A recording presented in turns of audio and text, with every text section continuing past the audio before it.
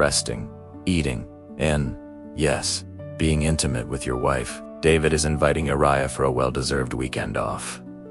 To sweeten the deal, he sends him a gift from the king, likely food, wine, luxuries offering, an incentive to influence behavior. David tries to manipulate Uriah here, using the power of reciprocity. As Robert Cialdini explains in his book Influence, you give something so the other person feels obligated to reciprocate.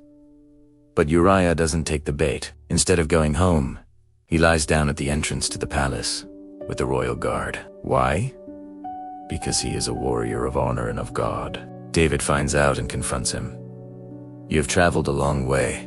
Why didn't you go home? Uriah responds with words that resonate like an ethical code.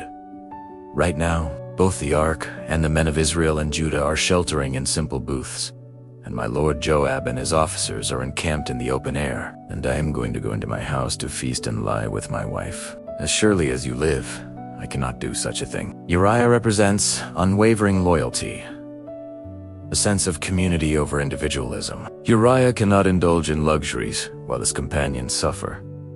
He is empathetic and compassionate. In contrast, David, in his leisure, in his palace, has lost that connection. Leisure has isolated him, causing him to prioritize his personal pleasure over the common good. Unstructured leisure is a breeding ground for impulsive decisions.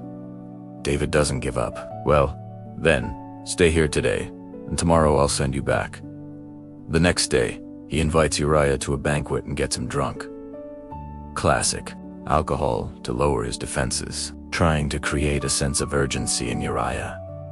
David hopes that drunk Uriah will forget his code and go home. But no.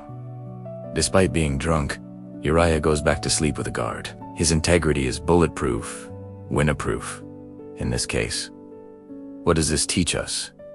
First, about idleness. David, becoming idle in his palace, commits the great mistake. The proverb says idle hands are the devil's workshop, and here it applies. If you don't fill your time with purpose, others or your impulses will fill it with chaos. Use the time-blocking technique, schedule your day to avoid gaps. Communicate with